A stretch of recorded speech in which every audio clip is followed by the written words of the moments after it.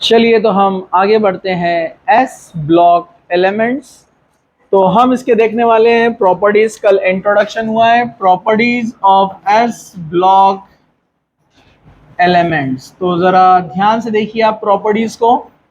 Properties में सबसे पहला है एटॉमिक साइज। ये हम ऑलरेडी देख चुके थे, फिर भी एक बार इसको हम यहाँ पर रिवाइज करते हैं properties.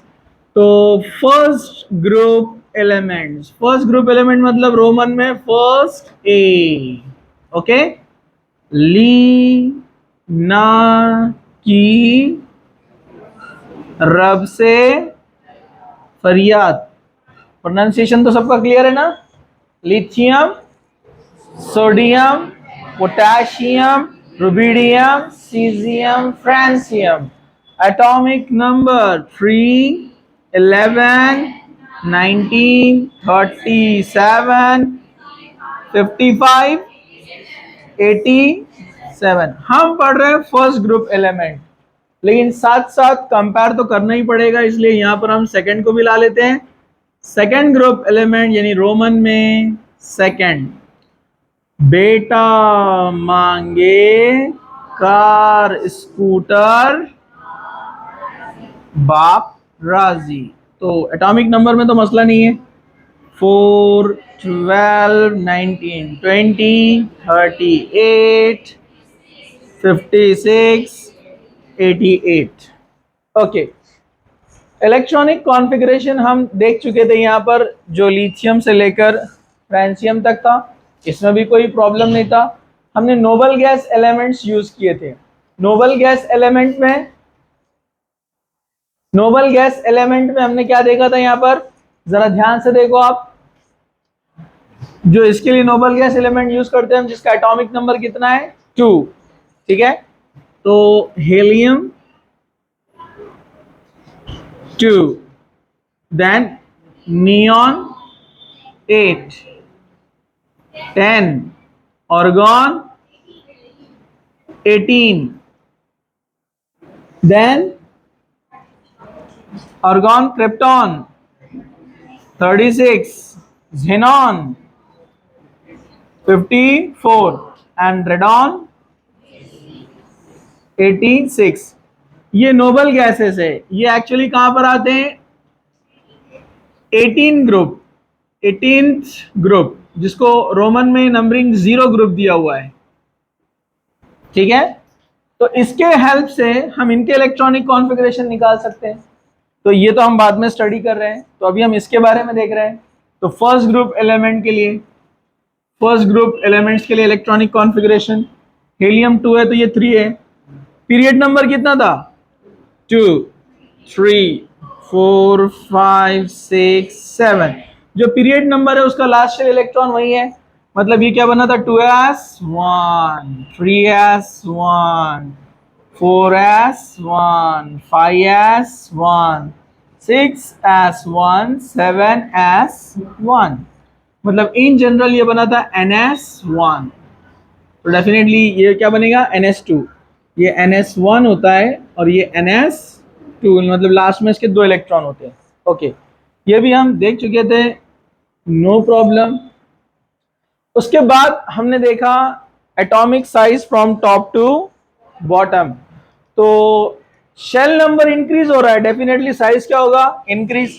So lithium is smaller than sodium, slightly larger than the lithium, then potassium, then rubidium, then cesium, then francium। समझे आपको? So atomic size increases from top to bottom। तो कल हम बात कर रहे थे atomic size from top to bottom increases। Lithium से बड़ा है sodium, then potassium, then rubidium, then caesium. Generally francium को हम यहाँ डिस्कशन में नहीं लाते क्योंकि वो रेडियो एक्टिव है, एक्सेप्शनल प्रॉपर्टीज होते हैं उसके बहुत सारे। फिर इसी से रिलेटेड मैंने आपको एक प्रॉपर्टी डिस्कस किया था कि अगर कोई मेटल इलेक्ट्रॉन लॉस करता है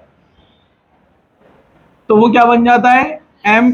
क्योंकि जो फर्स्ट ग्रुप वाले हैं इनका जो इलेक्ट्रॉनिक कॉन्फ़िगरेशन अगर आप देखेंगे, तो मैं एक एग्जांपल देता हूं आपको, लिथियम का एग्जांपल। तो लिथियम का एटॉमिक नंबर कितना है? 3, यानी इलेक्ट्रॉनिक कॉन्फ़िगरेशन 2,1। के शेल में 2 होते हैं, एल शेल में 1 होता है, ठीक है। अब के शेल में 2 है, मतलब उसके पास एक्चुअल इलेक्ट्रॉनिक कॉन्फ़िगरेशन क्या होता है इसका? 1s2, क्योंकि के अंदर कौन आता है? 1s, और एल के अंदर कौन आता है? 2s and 2p। लेकिन एक इलेक्ट्रॉन चाहिए तो वो 2s में रहेगा, क्योंकि s की कैपेसिटी कितनी है? 2, बराबर है ना। तो ये s वाला इलेक्ट्रॉन जब वो लॉस करता है तो डेफिनेटली उसकी एक शेल कम हो गई ना, इसलिए साइज क्या होता है? डिक्रीज। तो positive ions has smaller size as compare to the neutral metal. Neutral metal के कंपैरिजन में पॉजिटिव आयन का साइज क्या होता है? स्मॉल। तो अगर आप कंपेयर किए आपने लिथियम से लिथियम प्लस को, तो साइज किसका बड़ा रहेगा? लिथियम। वैसे ही अगर आप लिथियम माइनस लेते हैं जिसके पास एक्सेस में इलेक्ट्रॉन है, तो it will be larger than neutral lithium. कुछ मुश्किल? नो मुश्किल। अब चलिए हम आगे बढ़ते हैं। अगर आप इनके कैटायंस लेंगे तो सेम रहने वाला है ऑर्डर। ये भी मैंने आपको कल बताया था कि Li प्लस से बड़ा है, Na प्लस से बड़ा है, K प्लस से बड़ा है, Rb प्लस से बड़ा है, Cs प्लस। ओके, तो this is about atomic size. हाँ, ये भी एक पॉइंट हमने देखे, अगर हम लेफ्ट टू राइट जाते हैं, फ्रॉम लेफ्ट टू राइट, जैसे अगर हम लेते हैं लिथियम और लेते हैं हम बाजू वाला कौन? बेरिलियम, तो डेफिनेटली बेरिलियम का साइज क्या रहेगा? स्मॉल, क्योंकि पीरियोडिक टेबल में क्या होता है? Top to bottom atomic size increases and left to right decreases. Left to right decrease होगा, स्मॉल, ठीक है। तो ये आप याद रखिए, left to right atomic size decreases. Okay, चलिए अब हम आगे बढ़ते हैं। पॉइंट नंबर 2 ये था, पॉइंट नंबर 1। अब हम देखते हैं point number 2। Okay, atomic number हो चुका है। ओके, पॉइंट नंबर 2 था जो कल हमने स्टार्ट किया था, आयनाइजेशन इंथैल्पी। आयनाइजेशन इंथैल्पी को आयनाइजेशन पोटेंशियल भी कहते हैं, आईपी, या आयनाइजेशन एनर्जी भी कहते हैं। ओके, तो आयनाइजेशन पोटेंशियल या ionisation enthalpy. What is ionisation enthalpy या आयनाइजेशन पोटेंशियल? जैसे ये सोडियम है, ये उसका न्यूक्लियस, फर्स्ट शेल में 2 इलेक्ट्रॉन है, सेकेंड शेल में 8 इलेक्ट्रॉन है, और थर्ड शेल में 1 इलेक्ट्रॉन है, 1, only 1। So amount of energy required to remove outermost electron in a gaseous atom, किसी भी गैसियस एटम में से लास्ट वाला इलेक्ट्रॉन निकालने के लिए जो एनर्जी लगती है उसको बोलते हैं हम आयनाइजेशन एनर्जी या आयनाइजेशन इंथैल्पी। तो इसको आप लोग जरा ध्यान से देखिए, ionisation enthalpy, about ionisation enthalpy. Okay, अगर हम टॉप टू बॉटम जाते हैं तो हम देखेंगे न्यूक्लियस से आउटसाइड वाला इलेक्ट्रॉन नजदीक है, यानी लिथियम के केस में, बराबर है। जैसे जैसे जैसे नीचे मूव होते हैं तो आप सीजियम के केस में देखेंगे कि न्यूक्लियस से आउटर इलेक्ट्रॉन बहुत दूर है, तो कौन से इलेक्ट्रॉन को निकालना आसान है? सीजियम वाले इलेक्ट्रॉन को निकालना आसान है, क्योंकि डिस्टेंस क्या है? ज्यादा। तो अट्रैक्शन भी क्या रहेगा? Electrostatic attraction weak, so it can be easily removed by applying energy। Small amount of energy apply करने पर ये इलेक्ट्रॉन इजीली यहाँ से मूव हो जाएगा, तो इसलिए यहाँ पर एनर्जी कम लगेगा, जितना बड़ा साइज उतना कम एनर्जी। और जो एटॉमिक साइज कम है, मतलब near to the nucleus, nucleus के नजदीक है, न्यूक्लियस के नजदीक है मतलब अट्रैक्शन ज्यादा है, इलेक्ट्रोस्टैटिक अट्रैक्शन ज्यादा है, तो निकालने के लिए एनर्जी ज्यादा लगेगा डेफिनेटली, इसलिए यहाँ पर आईपी वैल्यू ज्यादा लगता है। तो आयनाइजेशन पोटेंशियल अगर हम कंपेयर करते हैं, आईपी वैल्यू, आयनाइजेशन पोटेंशियल, तो इन पीरियोडिक टेबल में भी देखा था हमने पॉइंट। तो आप देखेंगे लिथियम को आयनाइजेशन एनर्जी ज्यादा लगेगा as compare to sodium, then potassium, then rubidium, then caesium. As atomic size increases, ionization energy decreases. Okay, मतलब क्या हम ऐसा लिख सकते हैं यहां पर कि atomic size inversely proportional to ionization potential, बोल सकते हैं इनवर्स रिलेशन। ओके, लेकिन आयनाइजेशन पोटेंशियल अगर हम लेफ्ट टू राइट जाते हैं आयनाइजेशन पोटेंशियल, तो हमने पीरियोडिक टेबल में देखा था कि लिथियम से ज्यादा आयनाइजेशन पोटेंशियल वैल्यू किसका है, बेरिलियम का है। बेरिलियम का इलेक्ट्रॉन निकालना बहुत डिफिकल्ट है, बराबर है कि नहीं है। तो अगर हम आगे पढ़ते हैं इस तरह से कि लिथियम, बेरिलियम, आगे कौन है, लीबे बकनोफने, अरे याद है क्या आपको, है ना। तो left to right ionisation potential increases, लेकिन मैंने इसमें आपको कुछ एक्सेप्शन बताए थे, क्या आपको याद है। हाँ, ये वाला इधर जाएगा, बोरॉन वाला इधर आएगा, कार्बन वाला इधर जाएगा, नाइट्रोजन वाला इधर जाएगा, याद है। मतलब होना चाहिए था लिथियम से ज्यादा बेरिलियम, बेरिलियम से ज्यादा boron, then carbon, then nitrogen, then oxygen, then fluorine. लेकिन यहां पर दो केस में बढ़ जाता है ionisation potential, beryllium and nitrogen, याद है। हाँ, तो मैं आपको एक बात बताता हूं, बेरिलियम, आपने लिथियम का इलेक्ट्रॉनिक कॉन्फ़िगरेशन लिखा है यहां पर, लिथियम उसके बाजू कौन है, बेरिलियम। ये लिथियम 4 है तो बेरिलियम कितना रहेगा, लिथियम 3 है, बेरिलियम कितना रहेगा 4। तो इसका इलेक्ट्रॉनिक कॉन्फ़िगरेशन अगर ऐसा लिखना रहा तो क्या लिखेंगे अपन, 1s2 2s2। तो 2s2 क्या है, ये डुप्लेट है ना, स्टेबल है ना, तो वो अपने आप की स्टेबिलिटी को लॉस करना नहीं चाहेगा, इसलिए आसानी से इलेक्ट्रॉन नहीं देगा। जबकि अगर हम बोरॉन में आगे जाते हैं तो इसका एटॉमिक नंबर 3 4 5, तो 5 का मतलब 1s2 2s2 2p1, ये सिंगल इलेक्ट्रॉन है, आसानी से दे सकता है। मतलब बोरॉन का इलेक्ट्रॉन निकालना आसान है, इसलिए एनर्जी क्या लगेगा, कम, और बेरिलियम का ज्यादा, क्योंकि स्टेबल है ना। जहां पर पूरे पेयरिंग में इलेक्ट्रॉन आ गए तो स्टेबिलिटी बढ़ गई ना उसकी, तो इसलिए ऑर्डर थोड़ा चेंज। अब नाइट्रोजन में बढ़ते हैं, अब जरा ध्यान से देखो, अब इसको मुझे बताना पड़ेगा आपको। नाइट्रोजन इधर आएगा, कार्बन आगे जाएगा।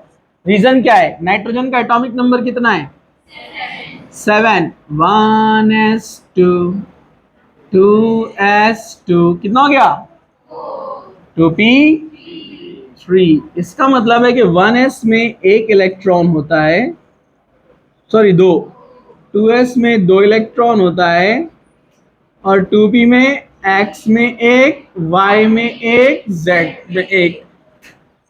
p के अंदर 3 ऑर्बिटल होते हैं, x y z, s में एक ही होता है, p में 3 होते हैं, x y z।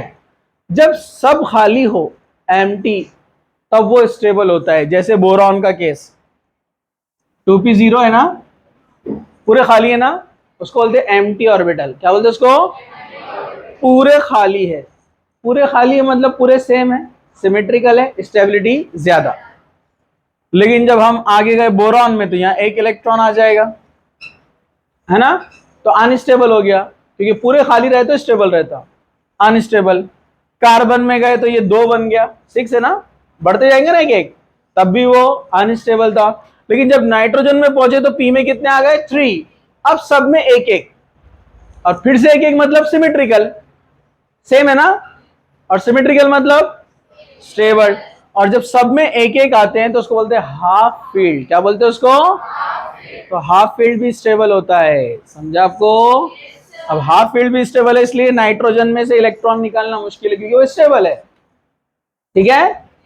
जब किधर से निकालना आसान है, तो एन इधर जाएगा, कार्बन आगे जाएगा, बाकी सब सेम। तो यहां पर थोड़ा सा चेंज हुआ, इसको जरा ध्यान से देखो।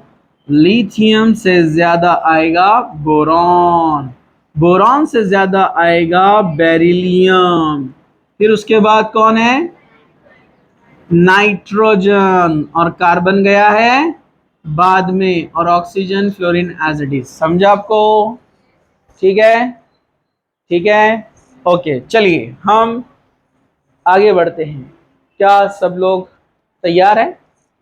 हाँ नाइट्रोजन पहले आएगा ना, बोरॉन बीच में नहीं नाइट्रोजन का ज्यादा है, इसके पास हाफ है। हाँ नाइट्रोजन ज्यादा है, सॉरी, तो इधर आएगा ना। कौन लिखा इधर वो? हाँ इधर देखो, ज्यादा है ना, ज्यादा वाले का उधर आएगा। हाँ एक्सेप्शनल, तो ये याद रहेगा। ऐसे ध्यान रखते रहो सब लोग। हाँ ऐसे मत बैठो जैसे कुछ लोगों को जबरदस्ती ला के बिठा देते ना।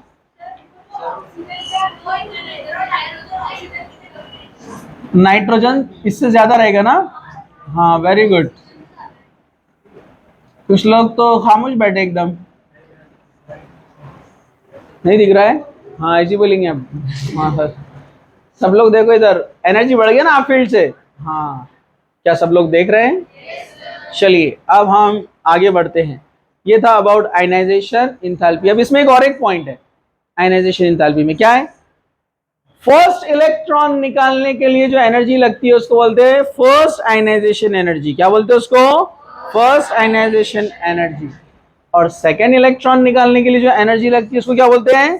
Second ionisation energy. अब मुझे बताइए कि लिथियम का फर्स्ट इलेक्ट्रॉन निकालना आसान है? No problem. अरे बोलो ना, आसान है या नहीं है? यस। लेकिन उसका सेकेंड इलेक्ट्रॉन निकालना आसान है क्या? क्यों?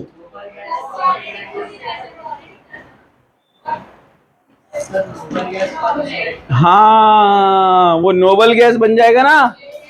देखो देखो, ये है लिथियम, यहां से एक इलेक्ट्रॉन लॉस हुआ। तो फर्स्ट इलेक्ट्रॉन लॉस करने के लिए जो एनर्जी लगता है उसको बोलते हैं हम आयनाइजेशन इंथैल्पी फर्स्ट। क्या बोलते हैं उसको? आयनाइजेशन इंथैल्पी फर्स्ट, ऐसे लिखते हो उसको आप रोमन में, या आप वन भी डाल सकते हो उसको। Ionisation enthalpy first, roman one है वो। सेकंड, अब वो एक इलेक्ट्रॉन गया तो दो आ गए, दो मतलब हेलियम, और हेलियम बोले तो स्टेबल है ना। हेलियम स्टेबल होता है, नोबल गैस है, उसमें से इलेक्ट्रॉन निकालना बहुत मुश्किल है, तो एनर्जी क्या रहेंगी अब? बहुत ज्यादा लगेंगी। मतलब second ionisation energy is very very large. समझा आपको? थर्ड के लिए और ज्यादा, लेकिन इसमें भी एक्सेप्शन आएंगे, ये बात याद रखिए आप। जैसे जैसे उसका एग्जाम्पल बेरिलियम आगे आएगा तब मैं आपको बताऊंगा, अभी सिर्फ शॉर्ट में बता देता हूं। जैसे बेरिलियम, बेरिलियम का इलेक्ट्रॉनिक कॉन्फ़िगरेशन क्या है? 1s2 2s2। इसका फर्स्ट इलेक्ट्रॉन निकालना डिफिकल्ट है क्योंकि स्टेबल है ना, लेकिन एक अगर निकाल दिए तो दूसरा निकालना आसान है। समझा आपको? ठीक है। और एक पॉइंट क्या याद रखना आपको, जो सेकेंड आयनाइजेशन इंथैल्पी है वो ऑलमोस्ट क्या रहती है? डबल। ऑलमोस्ट क्या रहती है? डबल। फर्स्ट आयनाइजेशन इंथैल्पी मतलब लास्ट वाले इलेक्ट्रॉन को निकाल रहे जो न्यूक्लियस से दूर है। अब दूसरा वाला जब निकालने जाएंगे तो न्यूक्लियस से नजदीक है ना, तो उसको एनर्जी ज्यादा लगती है। तो second ionisation energy always greater than first ionisation energy. चलो अब हम आगे बढ़ते हैं। Third point, very very important, hydration enthalpy. Hydration enthalpy. कुछ बच्चे क्या कर रहे हैं, ये लेक्चर को सोच रहे हैं कि ज्यादा हो जा रहा है, डबल लेक्चर तो हम बाद में करते हैं। ऐसे मत करो, ये कंसेप्ट्स दूसरे चैप्टर में भी आपको हेल्प करने वाले हैं। कुछ बच्चे सोच रहे हैं इसको ऑनलाइन कर लेंगे अपन, ऐसी गलती भी मत करो, क्योंकि जो सोचते हैं अपन वो होता नहीं, क्योंकि ऑलरेडी इतने सारे वर्क रहते हैं अपने पीछे। इसको अपन बोलते हैं संडे, संडे को भी क्लास आ जाती, कुछ काम आ जाता, टेस्ट का पढ़ने का रहता।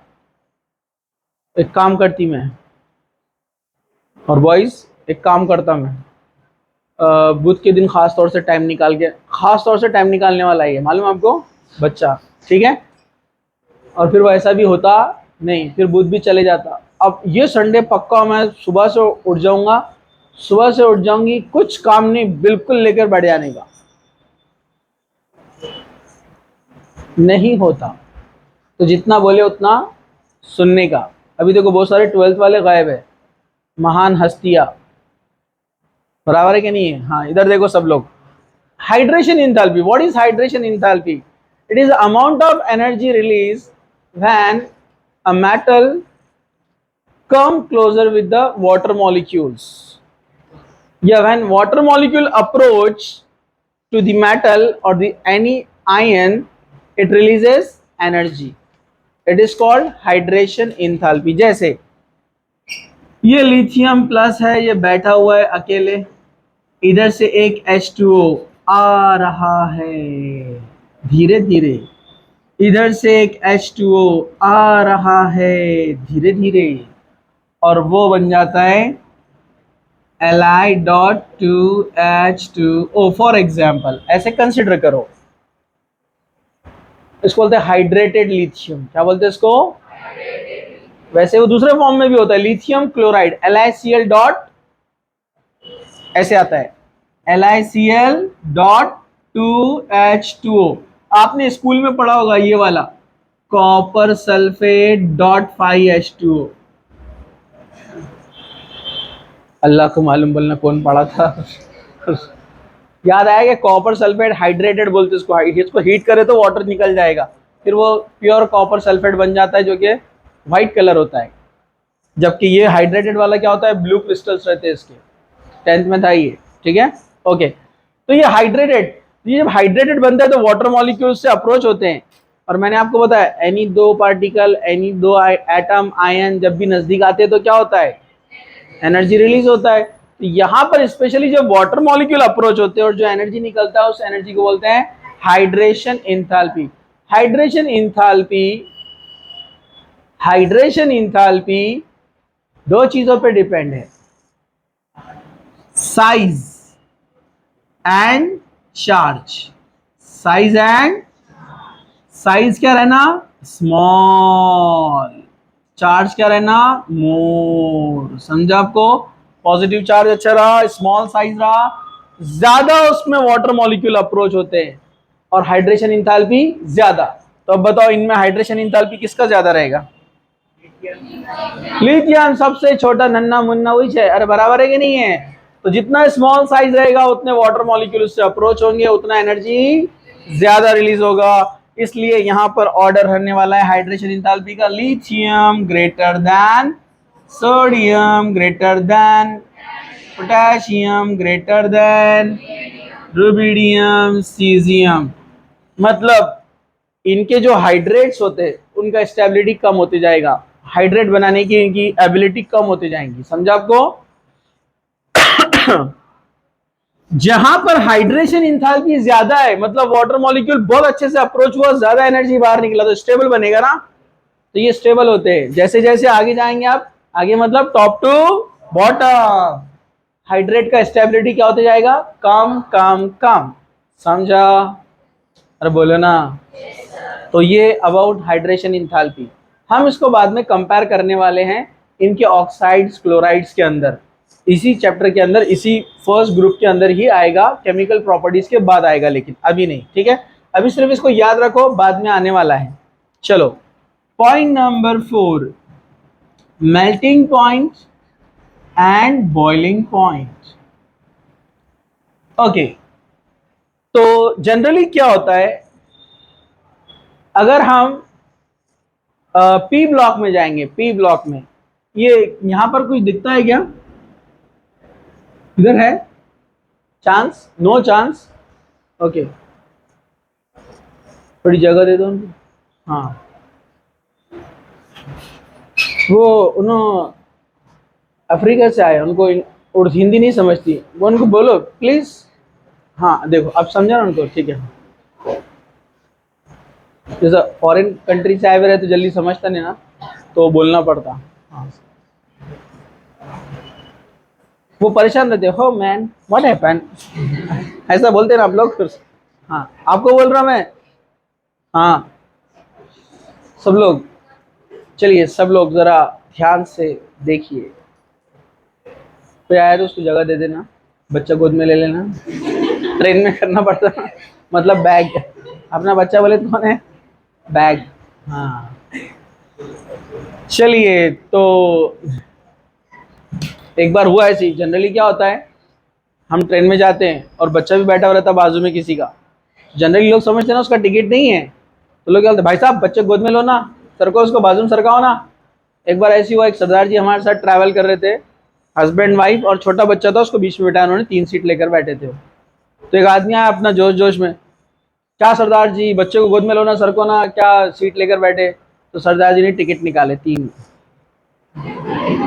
बच्चे का भी टिकट निकाला हूँ बोले मैंने। तो बोले बच्चे का भी फुल टिकट निकाले बोले आपने। हाँ मैंने बच्चे का फुल टिकट ही निकाला हूँ बोले, यही जगह के लिए बोले। स्मार्ट आदमी था, बराबर है कि नहीं है? ठीक है, तो चलिए अब आपने तो ऐसा टिकट हाँ, तो चलिए सब लोग जागते रहिए और जरा ध्यान से देखिए। ओके, अब ये मैं बता रहा था मेल्टिंग पॉइंट बॉइलिंग पॉइंट का, चलो यही बता देता हूँ, थोड़ा सा अतिक्रमण यूज कर लेंगे अपन। अगर आप जाते हैं फ्लोरीन, क्लोरीन, ब्रोमीन, आयोडीन, तो आप देखेंगे ऊपर top to bottom melting point boiling point increases. Melting point boiling point क्या होता है? इंक्रीजेस, क्योंकि वहां पर क्या होता है? साइज इंक्रीज हो रहा है। Fluorine fluorine, chlorine chlorine, bromine bromine, iodine iodine, size बढ़ रहा है ना। तो बाजू वाले आयोडीन का और ये आयोडीन के बीच में वंडरवॉल इंटरेक्शन ज्यादा होता है। जितना ज्यादा वॉल्यूम रहेगा वंडरवॉल इंटरेक्शन ज्यादा होता है ना। अरे याद है क्या, भूल गया आप? ये आयोडीन, ये I2, ये दूसरा I2, तो वॉल्यूम ज्यादा है तो वंडरवॉल इंटरेक्शन क्या होता है? ज्यादा। इसके आउटर इलेक्ट्रॉन इसके न्यूक्लियस को अट्रैक्ट करते हैं, इसके आउटर इलेक्ट्रॉन उसके न्यूक्लियस को अट्रैक्ट करते हैं। जितना ज्यादा साइज उतने ज्यादा इलेक्ट्रॉन, ज्यादा इलेक्ट्रॉन ज्यादा अट्रैक्शन, ज्यादा अट्रैक्शन सेपरेशन मुश्किल, सेपरेशन मुश्किल मतलब बॉइलिंग पॉइंट मेल्टिंग पॉइंट ज्यादा। इसलिए तो ये रूम टेम्परेचर पर फ्लोरीन क्लोरीन गैस रहते, ब्रोमीन लिक्विड रहता और आयोडीन सॉलिड रहता। लेकिन इधर वैसा नहीं है, इधर कंसेप्ट अलग है, because they are metals and they are molecular solid. वो क्या रहते हैं? मॉलिक्यूलर सॉलिड, जो मॉलिक्यूलर फॉर्म में रहते हैं। जैसे फ्लोरीन, 2 फ्लोरीन ऐसे हाथ पकड़ के घूमते रहते। अरे समझा क्या आपको? 2 क्लोरीन, अरे समझा क्या? तो ये डायटॉमिक बोलते, क्या बोलते हैं इनको? डायटॉमिक। ये मॉलिक्यूल्स है, मॉलिक्यूलर सॉलिड बोलते हैं इनको। ये तो गैस है, गैस है, लिक्विड। ये वाला मॉलिक्यूलर सॉलिड है। I2 क्या है? मॉलिक्यूलर सॉलिड, मतलब सॉलिड तो है लेकिन सॉलिड के अंदर भी 2-2 मॉलिक्यूल, 2-2 एटम साथ में। अरे समझे क्या? ये मॉलिक्यूलर सॉलिड नहीं है, ये मेटालिक सॉलिड है। ये क्या है? आप समझे क्या? इसमें क्या रहता है? ये सॉलिड में जैसे आयोडीन सॉलिड है, तो ये I2, ये I2, ये I2, ये I2, I2 इस तरह साथ साथ रहते हैं। समझा आपको? जिनका आपस में वंडरवॉल इंटरेक्शन होता, मतलब 2-2, ये I2 I2 ऐसा फंसा कर बैठे हुए एपे में जाते ना। अरे समझा क्या? हाँ, अरे बोलो ना। और इनके बीच में आपस में क्या है? वंडरवॉल इंटरेक्शन है। क्या है? तो मॉलिक्यूलर सॉलिड में जितना बड़ा वॉल्यूम रहेगा उतना वंडरवॉल इंटरेक्शन ज्यादा, तो मेल्टिंग पॉइंट बॉइलिंग पॉइंट ज्यादा। तो ऊपर से नीचे जा रहे तो अपन साइज इंक्रीज हो रहा है ना, इसलिए वहां पर वंडरवॉल इंटरेक्शन बढ़ेगा और मेल्टिंग पॉइंट बॉइलिंग पॉइंट भी बढ़ेगा। लेकिन अब इधर जब आते हैं ना, तो ये मेटालिक सॉलिड है, इनमें ऐसे मॉलिक्यूल्स नहीं होते, ये ऐसे होते हैं। Sodium, sodium, sodium mono atomic है। क्या ये? वो डायटॉमिक था ना, ये मोनो एटॉमिक है, single single single single single. तो यहां वंडरवॉल का सवाल ही नहीं आता। वंडरवॉल कब बनता है? 2 मॉलिक्यूल के बीच में इंटरेक्शन जो होता है उसको वंडरवॉल बोलते हैं। या वंडरवॉल है नहीं, यहाँ पर sodium sodium sodium positive ion रहते हैं, इसको अपन ऐसा भी लिख सकते हैं, ये सोडियम कैटायन है। और सारे सोडियम के एक एक इलेक्ट्रॉन घूम रहे हैं, इसको मेटालिक बॉन्ड बोलते हैं। क्या बोलते हैं इसको? Metallic bond. मतलब बॉन्ड किसमें बनते हैं? Positive cation and free electron के बीच में। ये Na+ और ये Na+ आजू बाजू बैठे रहते और दोनों के इलेक्ट्रॉन खेलते रहते वहां पर। और समझे क्या? तो ऐसे हजारों लाखों करोड़ों सोडियम कैटायन, अरे दिखे क्या? और उनके हजारों लाखों करोड़ों इलेक्ट्रॉन घूम रहे हैं। इससे हाई इलेक्ट्रोस्टैटिक अट्रैक्शन होता है और मेटालिक बॉन्ड स्ट्रॉन्ग बॉन्ड होता है। समझा? लेकिन अब प्रॉब्लम ये है कि top to bottom melting point boiling point decrease होगा, हालांकि साइज इंक्रीज हो रहा है। लेकिन यहाँ साइज से कुछ फर्क नहीं पड़ने वाला है। क्यों? क्योंकि ये मॉलिक्यूलर सॉलिड नहीं है, ये मेटालिक सॉलिड है। और मेटालिक सॉलिड का रूल क्या है कि लिथियम लिथियम छोटे छोटे कैटायंस आजू बाजू बैठे हुए हैं। समझा आपको? ये लिथियम कैटायंस, जबकि सीजियम में बड़े बड़े कैटायंस आजू बाजू बैठे हुए हैं। समझा क्या? तो बॉन्ड डिस्टेंस ज्यादा, बॉन्ड डिस्टेंस ज्यादा मतलब वीक बॉन्ड। अरे भाई इंटर न्यूक्लियर डिस्टेंस बोलते हैं इसको। क्या बोलते हैं? दो सीजियम के न्यूक्लियस के बीच का डिफरेंस, दो सीजियम के न्यूक्लियस के बीच का डिस्टेंस क्या रहता? Inter nuclear distance. वहां वंडरवॉल इंटरेक्शन देखते हैं और यहां पर देखते हैं inter nuclear distance. Inter nuclear distance जितना कम रहेगा स्ट्रांगली बॉन्डेड रहेंगे। उसको सेपरेट करने के लिए टेम्परेचर ज्यादा, मेल्टिंग पॉइंट, बॉइलिंग पॉइंट ज्यादा। साइज बड़ा है तो इंटर न्यूक्लियर डिस्टेंस बढ़ गया, मतलब बीच में वीक इंटरेक्शन है, इजीली ब्रेक, बाइंडिंग एनर्जी कम है उनका बाइंड करने वाला, इसलिए मेल्टिंग पॉइंट, बॉइलिंग पॉइंट कम। जितना बड़ा साइज रहेगा उतना मेल्टिंग पॉइंट, बॉइलिंग पॉइंट कम। समझा क्या? कुछ मुश्किल? नो मुश्किल। Next point, density. Next point क्या है? Density. What is density? Density कैसे निकालते हैं अपन? रो, मास अपॉन वॉल्यूम, इससे निकाली जाती है डेंसिटी। किसी का भी डेंसिटी निकालना है अपने को, ये पेन का डेंसिटी निकालना है तो बैलेंस पे रख के इसका वेट निकाल लो कितना है, फिर मैथमेटिकली पूरा कैलकुलेट करके सिलेंडर रहता है ना, वैसे इसका वॉल्यूम निकाल सकते हैं ना। मास कितना आया डिवाइडेड बाय वॉल्यूम, जो आंसर आएगा उसको बोलेंगे डेंसिटी। डेंसिटी ज्यादा है मतलब हेवी है ना, मास ज्यादा है ना मतलब कम वॉल्यूम में मास ज्यादा है। एक आयरन पीस लो छोटा सा 1/1 सेंटीमीटर, एक लकड़ी का लो वुड, ज्यादा वजनदार कौन रहेगा? आयरन, क्योंकि उसका मास ज्यादा है ना, तो ऊपर का वैल्यू ज्यादा है, वॉल्यूम हालांकि दोनों का सेम है, मास ज्यादा डेंसिटी ज्यादा, मतलब कम वॉल्यूम में ज्यादा पार्टिकल्स है, जबकि वुड में सेम वॉल्यूम में पार्टिकल्स कम है।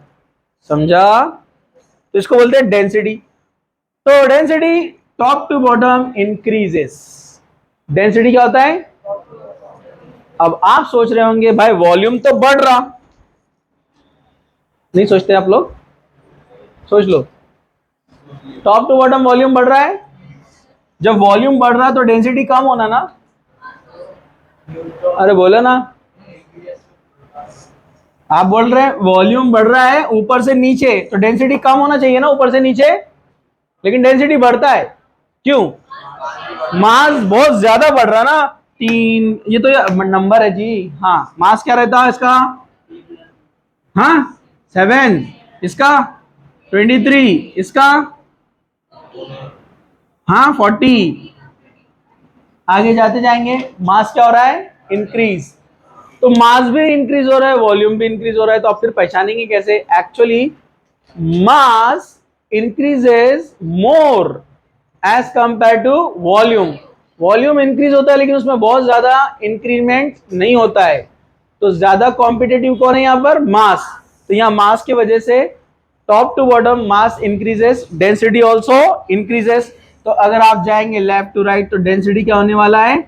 Density increases from top to bottom. समझा? ओके, अब ये हो गया अबाउट डेंसिटी। हम आगे बढ़ते हैं। क्या सब लोग जाग रहे हैं? ऑलमोस्ट मेन पॉइंट्स यहां पर हो गए। स्टैंडर्ड पोटेंशियल हम अलग से देखेंगे इसका। ओके, अब जो है यहां पर ये सारा लिखने के बाद आपको कुछ पॉइंट्स थोड़े से ध्यान में रखना है, ठीक है? तो वो मैं आपको बताता हूं, पहले आप इसको लिख लो। ओके, इसको पॉज कर दो।